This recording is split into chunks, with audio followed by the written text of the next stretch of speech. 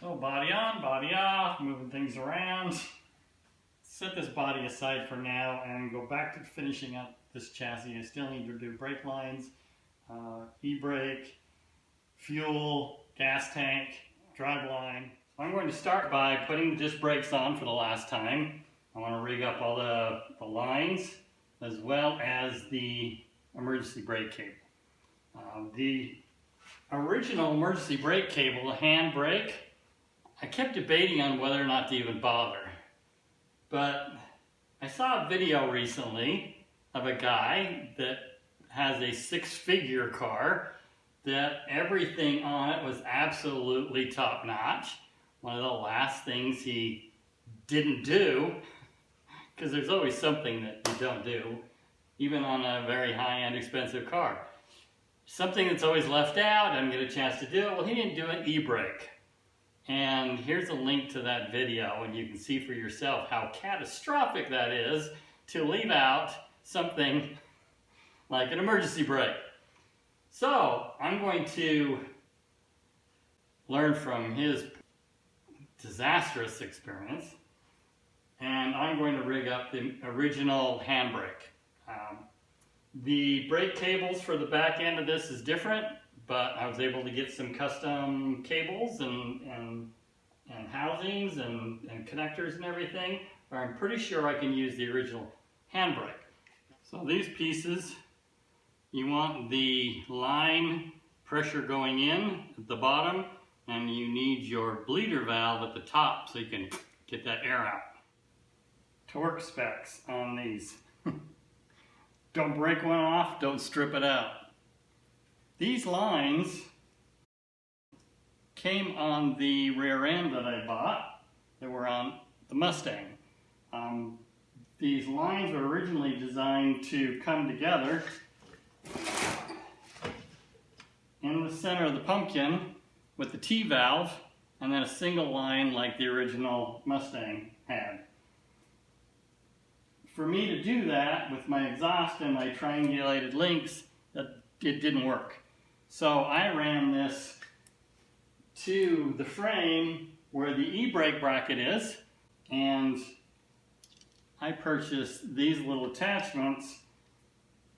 They will go through, and a C-clip then snaps it into place on those brackets that I welded on.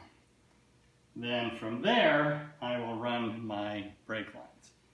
Typically, the rear end of a vehicle has a single brake line, and then you have a splitter that goes to the front for your two lines in the front.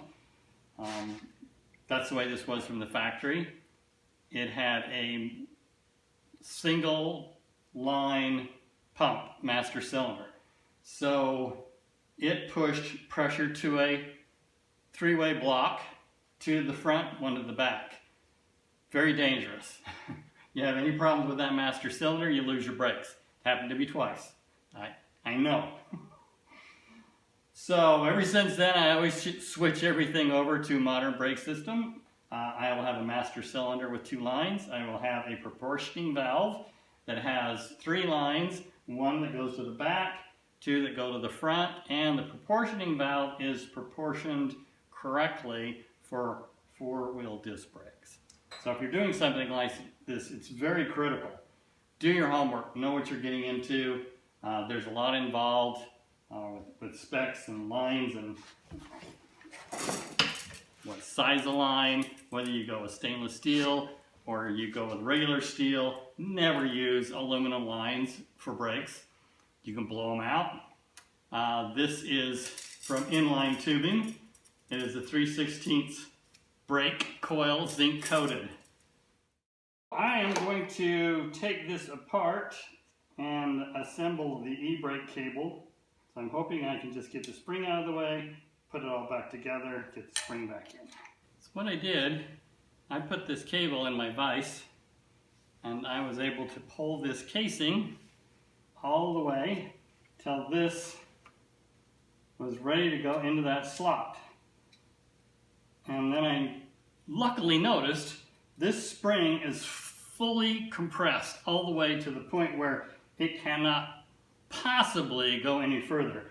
So there's no way that it'll actually pull that brake. So had I gotten this all together and not noticed that, first time I pulled on that e-brake, nothing would have happened. And that would have been hard to diagnose too, once that's all compressed inside of that spring. So I'm going to have to cut off probably a third of that spring so that it will compress enough to protect the cable, but then also compress when the brake is applied. Interesting. And of course these things don't come with instructions. Okay, I removed about a third of it. Maybe a little bit more than a third. It actually sits on a shaft and the spring slides on top of it. Now I can compress it just enough where it's in there firm.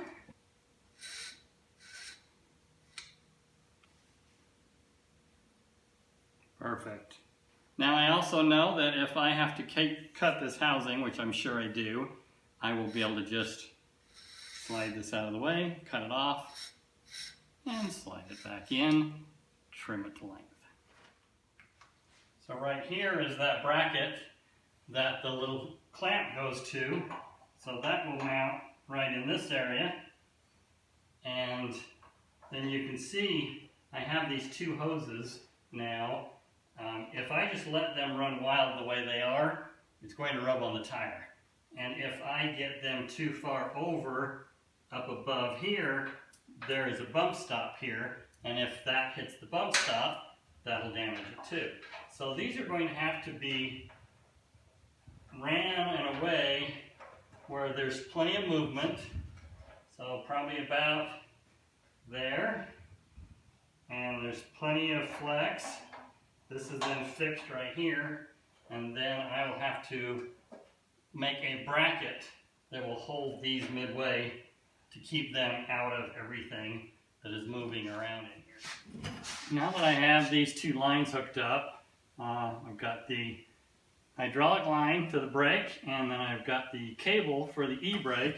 When I bought this rear end, the guy had spent $500–600 on brand new brake system. He put on all the disc brakes, the calipers, and he bought these cables. These braided lines went over to the pumpkin and then had another line that came up for the Mustang. I didn't like this cable mechanism all coming to the center and then another cable coming up. So I started looking at other lines. These brakes, this is a GM style caliper. They float on these pins and they're self-adjusting. So as the pads wear down, it moves inwards, inbound. That line needs to be flexible. This is what came with this setup. No way to put on an e-brake. Well, I didn't want to risk not having emergency brake. So I bought these GM calipers. Basically, it's the same caliper, but it has the emergency brake setup, which is mounted into this area. So that's why I went ahead and changed these out.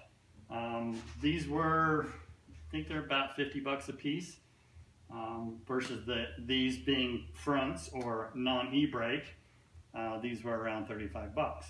When I bought the new front end and did the whole Mustang 2, I'm able to use these on the front end. That's what this bracket is. This front one is pretty simple. That's the bracket, and that's the bracket I have on all four corners. This is the factory one. Just a similar hose to the factory hose, but this will go to the disc brake caliper. And then I want to pick out the fitting that goes into that.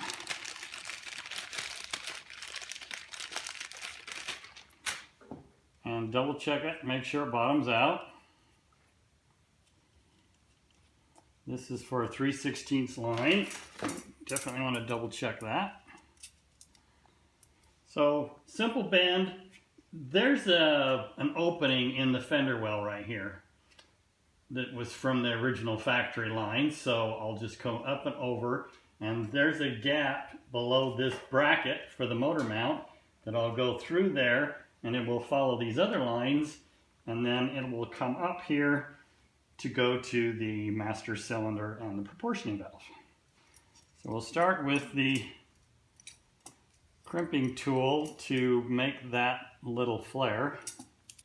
Brake lines versus fuel lines. Fuel lines you can do just a single flare.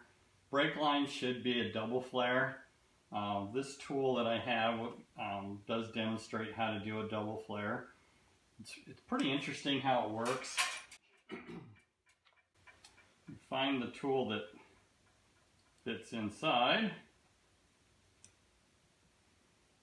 Now I cut this with a pipe cutter, so it does leave a bit of a flared inner edge. So that would be the one that fits the best. And when you put it in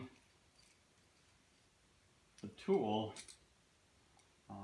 where the flare is, you measure how much it sticks out by the thickness of the actual die that smashes that in. Doing a double flare, you've got to really put a lot of pressure on it, and it does have a tendency to slip out of the tool. So I'll really crank this thing down. So you start with the die, and that'll smash it into a little bit of a mushroom on the top. I prefer heating these up.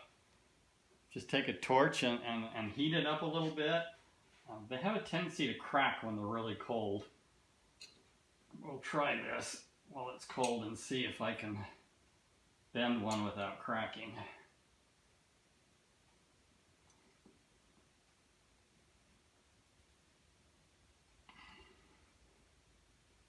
Just got to watch and make sure that die is fully seated. And you can generally see on the back side where it has slipped out if it has slipped.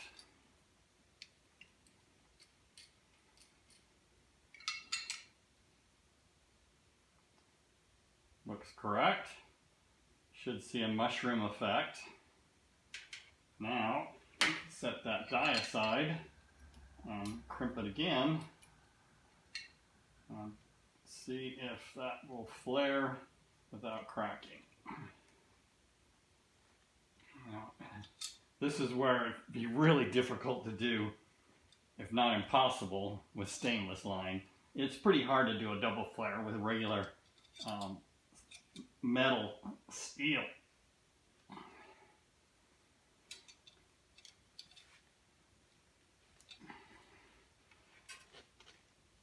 You might even need to put it in a vise and be able to really work it around, but see how it looks.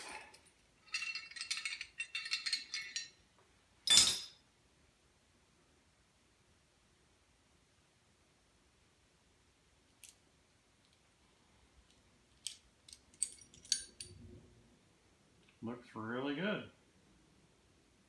Smooth. I don't see any cracks. Looks like it's centered well. It's got a nice bevel, good head on it.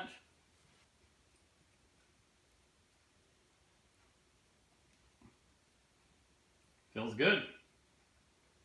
Now I will do it on the actual hose and we'll bend this piece. Nice and clean bevel, smooth. I don't see any cracks. Now I want to straighten out as much of this by hand. This is the little tubing bender that I use. Pretty inexpensive tool. It just has the groove for the different sizes. The center one is the 3/16 that I use. And you put your line in there, pull it down against it, and then you got to keep it smooth and put pressure on there. If you don't, it'll kink on you. So it just takes a little bit of practice. That's about how high I want this area right here. And when the lines meet up here at an exact 90,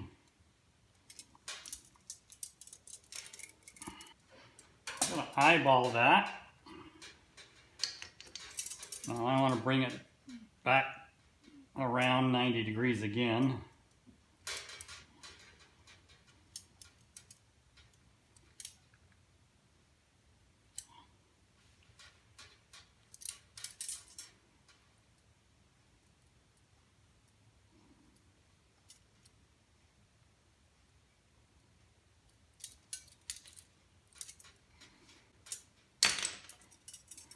See, I'm a little off, but at that point, I can gently bend it with my hands. See, I'm a little twisted, and gently twist that as well.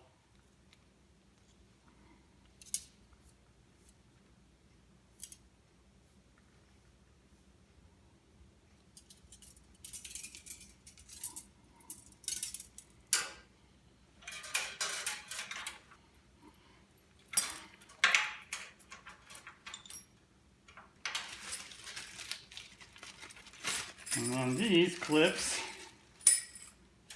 clip that into place.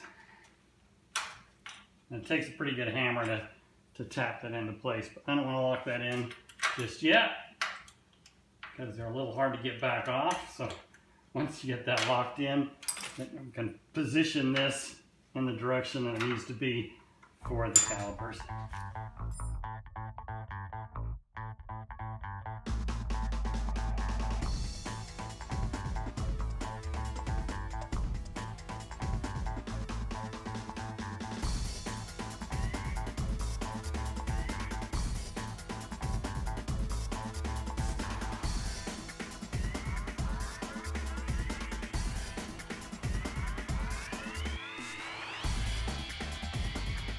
This one was by far about the trickiest, most difficult one I've done. A lot of bends, a lot of contours.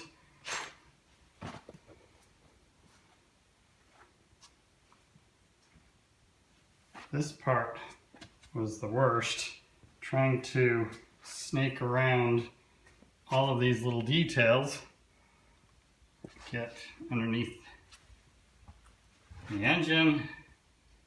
I had to come back up around this side and then all the way down to this little T-junction block. That will have the 1/4 inch line going in and 2 3/16 lines coming out, one going to each rear wheel. So yeah, that was probably about 2 hours worth of work. The other front will go side by side with this. That will be this right front. That will be the next one that's time consuming, but now that I have a pattern, shouldn't be too bad. And here is the finished product for the double lines, one for the rear, one for the front. Just sneaks down underneath with a couple of clips and then sneaks back up on the other side. So now I have all of these just wild in here. I will wrap them up and leave them until I can get my master cylinder and everything mounted on the firewall once the body's back on. So in the meantime, 1950s technology to modern technology. So this ought to be interesting. That goes on there. These cables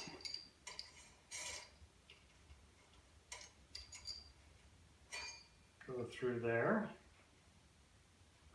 2 of them. They both come together in a Y. It's actually pretty simple. It's got a pretty long lever, and it was needed for the drum brakes. But now that this has disc brakes, there's not that much travel to lock in those rear brakes. All right, I finally got my e-brake cable in. This piece, after doing a lot of measurements and everything on the firewall, and where the actual where the actual handle is, it'll be applying the tension. The cable connection ends right at the firewall. It mounts right here to the frame, and the pivot point is this bracket right here. So I've got all that connected now, and I know this bracket is mounted exactly where everything would be ideal for the handle being all the way in. And then when you pull it all the way out, it will pull the brake tension tight. So now I know what that travel is. I can set up the cables for the two disc brake calipers. Okay, so I want this adjusted maximum out. I want enough threads that it won't strip.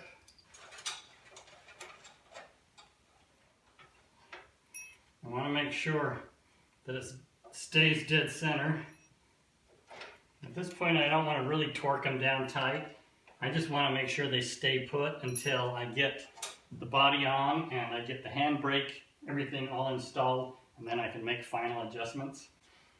But I definitely don't need this much extra cable, so I will go ahead and cut it off and leave it up in this area so that I have plenty of room to adjust with. So I've got a lot of travel, a little too much travel. By the time I get this all tight and pull the cable all the way out, it hits the end of the cable before it's actually pulling these brakes all the way in. So I'm going to see if I can take up that adjustment and we'll go from there. Okay, let's try that out.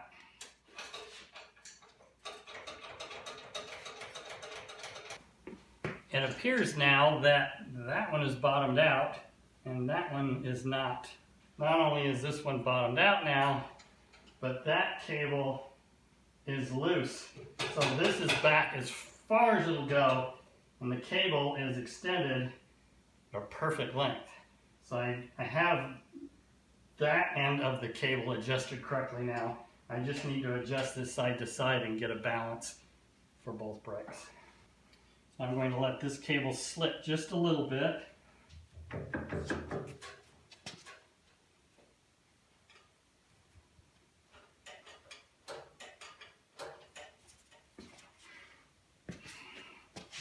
Okay, they seem to be equal now. I can actually see the caliper moving, and I've got about 32nd of an inch clearance on both sides, both brake pads on both sides. So I've got a good balance now.